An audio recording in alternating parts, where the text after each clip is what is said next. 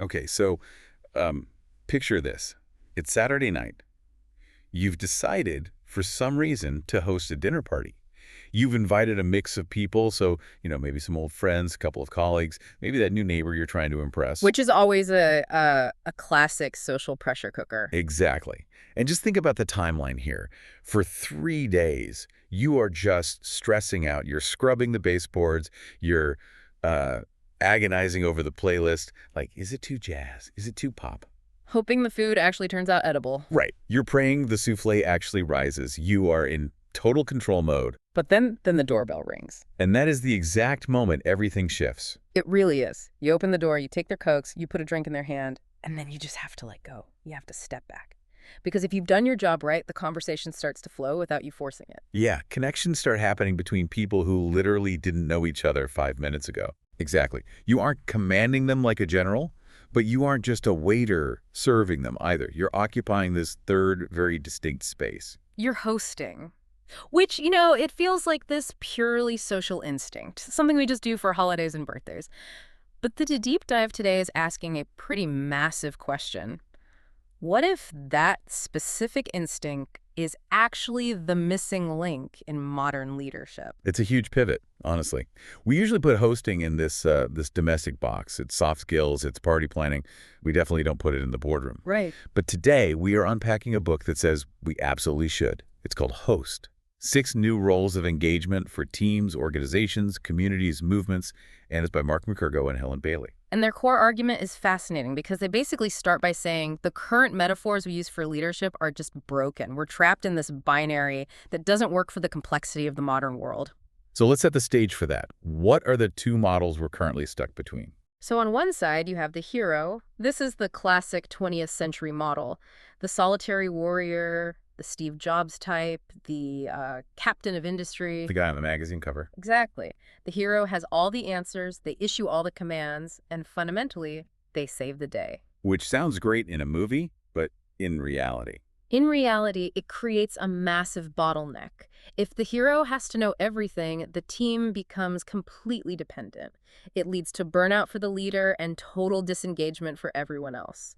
So realizing this, the business world swung hard in the complete opposite direction toward the servant leader. Oh, yeah, servant leadership. That's been the Yeah. golden buzzword for, 20 years now? At least. The idea that the leader leads from behind, removes obstacles, and exists solely to support the team. And to be fair, that was a necessary correction to the massive ego of the hero model. It was. But McKergow and Bailey point out a really subtle flaw here. They argue that servant leadership can inadvertently become passive. How so? Well, it can create a vacuum. If I am only here to serve the team's needs, who's actually steering the ship? Who decides where we're going? Or who decides who gets to be on the team in the first place? That is the tension right there. Yeah. The hero is way too much ego, and the servant is too little direction. Right. And we are living in what the military calls a VUCA world. Volatile, unpredictable, complex, ambiguous. You can't just command your way through that. No, you can't. But you also can't just cross your fingers and hope the team figures it out by magic either. Exactly. You need a model that navigates between those two extremes. You need to create the conditions for success, which is the exact role of the host. And what I really love about this book is that they don't just invent this concept out of thin air. They go back thousands of years to show us that this behavior is hardwired into our species. Oh man, this is my absolute favorite part of the research, the etymology. I'm a total word nerd, so this hooked me immediately. They trace the word host back to this ancient Indo-European root word, Ghosti. And it is an incredibly productive root. Ghosti gives us host, obviously, but here is the real kicker. It also gives us the word guest. Which implies that in the original language, those 2 concepts weren't even separate things. They were mutually defining. You literally cannot be a host without a guest. They are 2 sides of the exact same coin. But then it gets a little darker.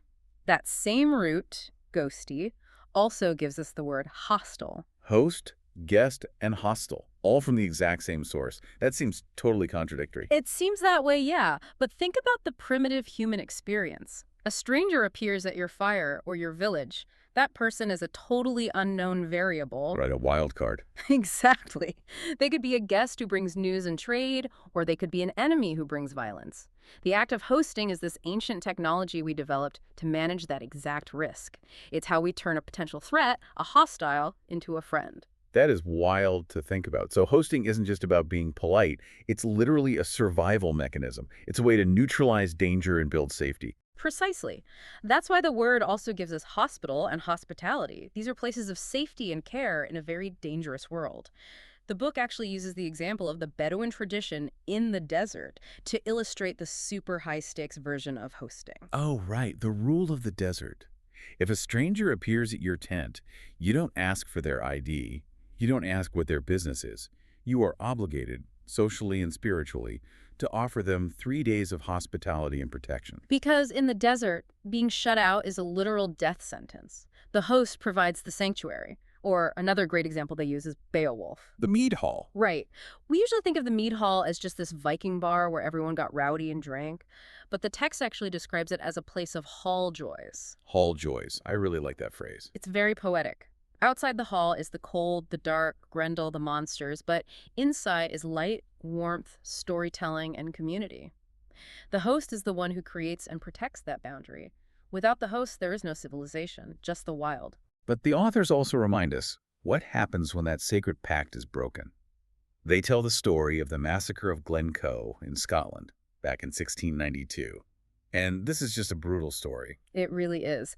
The Campbell clan were guests of the MacDonalds. They ate their food, played cards with them, slept under their roof for weeks.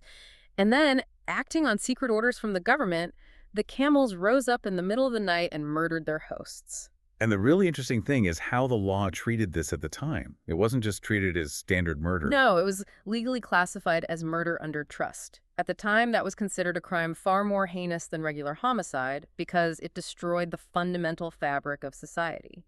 If you can't trust the host-guest bond, the whole society collapses. Wow. Okay, so bringing this back to the office, hopefully with fewer massacres, we have this deep, primal intuition about what a good host does. We literally know it in our bones. And the argument here is that we need to stop looking for complex new management theories and just tap into that built-in intuition. Right, and the core of that intuition is what the authors call the dance. The dance. Okay, this is how we actually solve that hero versus servant problem we talked about earlier, right? Exactly. Think about the physical movement. A hero only steps forward. They lead, they direct. A servant mainly steps back. They support, they enable. A host does both continuously. Let's go back to the dinner party analogy. I step forward to invite you. I step forward to introduce you to someone else. I step forward to say, hey, dinner is served. And crucially, you step forward if someone is being rude. If Uncle Bob starts a screaming political fight that's ruining the vibe for everyone, you intervene. That's the hero energy. You're setting boundaries. But then what? Then you step back. You let people eat. You let the conversation flow naturally. If you stood at the head of the table lecturing everyone for 3 hours, you'd be a terrible host. Yeah, nobody wants to go to that party. But if you stayed hidden in the kitchen washing dishes while everyone sat out there in awkward silence, you'd be a servant, but you'd still be a bad host. So it's that fluidity. It's constantly asking, am I needed right now to direct, or am I needed to just get out of the way? There is a fantastic anecdote in the book that perfectly illustrates the result of this dance. It's called the Disraeli Effect, comparing two 19th century British prime ministers, William Gladstone and Benjamin Disraeli. Oh, I love this story. It is such a perfect vibe check for leaders. It really is. So the story goes that a young woman dined with both men on consecutive nights. And when someone asked her about her impression of them later, she said, after dining with Mr. Gladstone, I felt that he was the cleverest person in all of England. Which is the total hero model. Look at me. Look how smart I am. I am the sun, and you are all just the planets orbiting me. Exactly. But then she said, after dining with Mr. Disraeli, I felt that I was the cleverest person in all of England. That is the absolute mic drop. That is the ultimate goal. It really is. The host leader creates a space where the guests, the team, the employees, where they shine. They leave the interaction feeling smarter, more capable, and more connected than when they arrived. The host isn't the source of the light. They are the mirror that reflects the light back onto the people. Okay, so we're sold on the philosophy. We all want to be Disraeli, not Gladstone. But how do we actually do it on, like, a Tuesday morning staff meeting? The authors break this down into 6 roles of engagement, and they really emphasize that these are roles, not rules. That distinction is vital. Rules are rigid. You follow them blindly no matter what. Roles are more like hats or costumes. You put one on when the situation demands it, and you take it off when you need a completely different approach. Let's walk through these 6 hats then. The first one is the initiator. This is the spark. Before there is a party, someone has to actually decide to have a party. In an organization, this is the leader seeing a possibility and acting on it. It's the stepping forward part of the dance. The example they use here is the Sunday Assembly. Right, the atheist church movement. It was started by 2 comedians, Sanderson Jones and Pippa Evans. They realized people wanted the community aspect of a congregation, the singing, the tea and cake, the mutual support, but they wanted it without the religious doctrine. And they didn't wait for permission or do a massive market study. They just had a what-if moment, and they initiated it. It's just having the courage to say, hey, I think we should gather around this idea. Let's try it. Exactly. And then you move to the second role, which is the inviter. And this is where I think a lot of corporate leaders really get tripped up. We are so used to summoning people, mandatory all hands at 2 p.m., an invitation feels a bit soft. It feels like you're giving up power, honestly. If I invite you, you could say no. But that is exactly why it works so well. Invitation implies choice. If I order you to be at a meeting, you are there physically, but I haven't captured your mind or your heart. If I invite you and you say yes, you have made a micro commitment. You are opting in. That builds engagement in a way a command simply never can. There is a really profound story about this in the book involving Nelson Mandela. Oh man, this one gave me chills. So Mandela is a prisoner on Robben Island. His lawyer comes to visit him. Now, technically speaking, Mandela is the lowest status person in the entire room. He's a political convict. But he treats the meeting as if he were hosting it in his own private living room. He actually introduces his jailers to the lawyer. But he doesn't call them guards or wardens, right? No. He turns to the lawyer and says, I would like to introduce you to my guard of honor. His guard of honor. That is just unbelievable reframing. Imagine the psychological shift in that room. He invited his captors into a relationship of dignity and respect. The text notes that the jailers were completely stunned, and they actually began to behave with more respect toward him from that point on. He transformed the power dynamic simply by assuming the role of the host and treating them as guests. That is masterclass level stuff right there.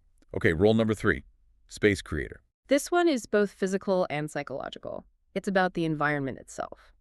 When you walk into a meeting room, is it set up for a rigid lecture with rows of chairs? Or is it a circle where people can see each other? Is there natural light? But even more importantly, is there psychological safety? This goes right back to that meat hall concept. If the space feels dangerous, if people are afraid of being ridiculed for a bad idea, they just won't share. The host has to curate that vibe. Definitely. But keeping that space safe requires the fourth role, which sounds a little bit aggressive. It's the gatekeeper. It is aggressive, and it kind of needs to be. There is a German legal concept they mentioned called Hausrecht, house rights. It means the host has the ultimate authority to decide who comes in, but arguably more importantly, the authority to throw someone out if they are ruining the gathering. I think this is where the servant leader often fails, frankly. They want to be nice, they want to include absolutely everyone. But if you have a brilliant jerk on the team who is actively bullying people or just sucking all the air out of the room, you have to act. You do. Yeah. You cannot have whole joys if you let the monsters in. A good host realizes that protecting the group sometimes means you have to exclude a disruptor. You aren't doing it to be mean. You are doing it to protect the container for everyone else. Exactly.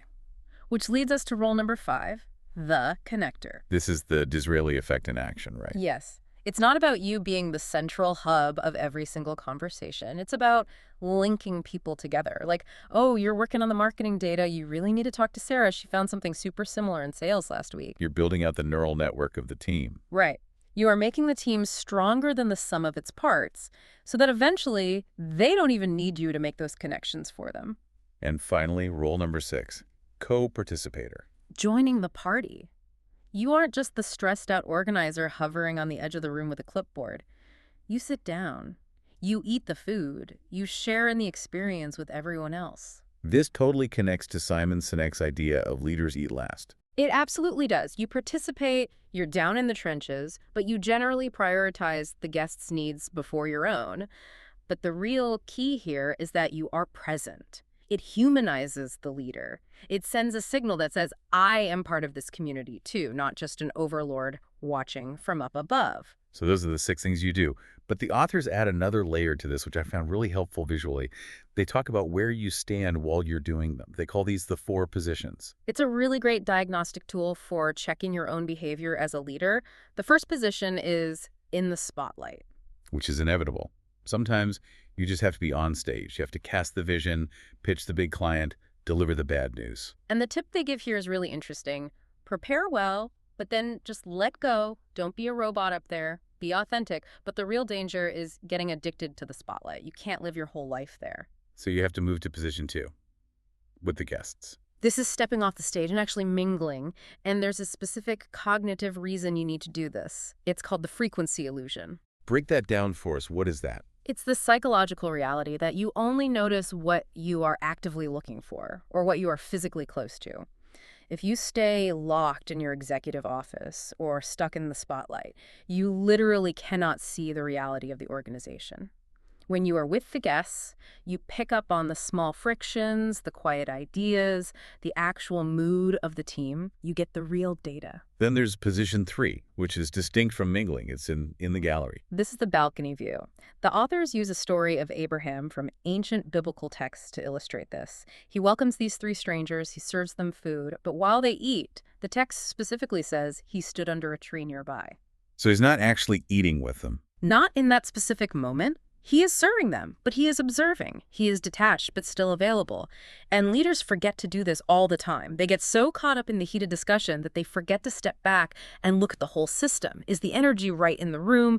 Is one person dominating the conversation? Is the usually quiet person totally disengaged? You can only see the dynamic if you step out of it for a minute.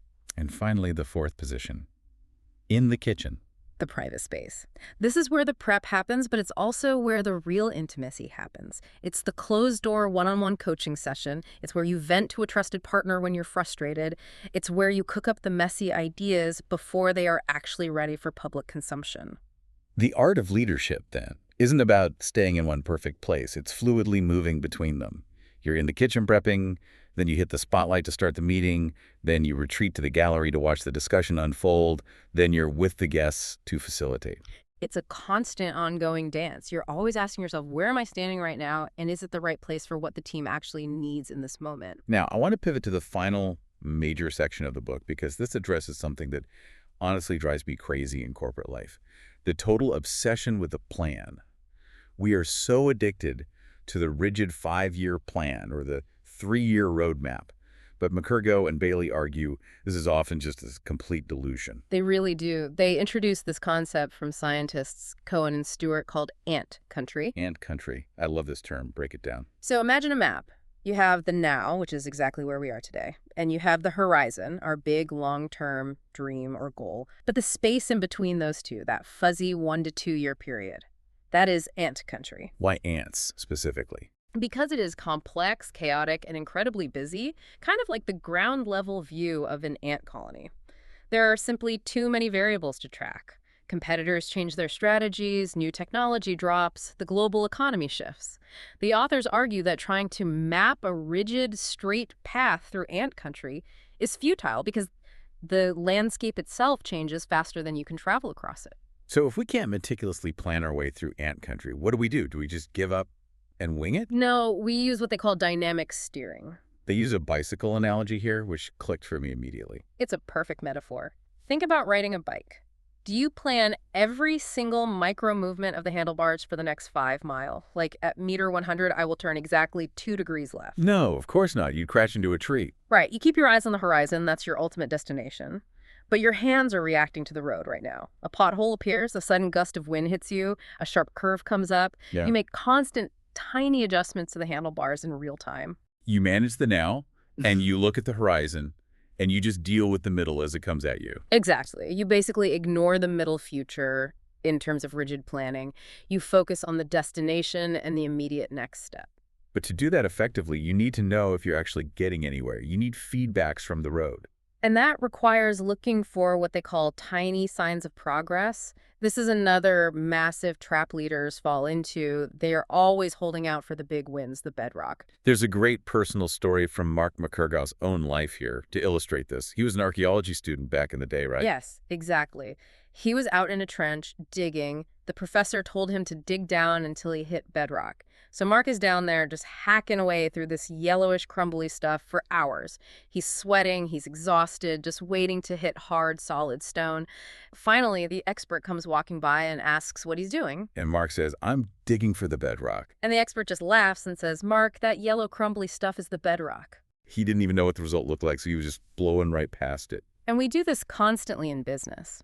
We wait for the big bedrock milestone, the signed $1 million contract, the massive product launch, and we completely miss the tiny signs that the culture is actually changing.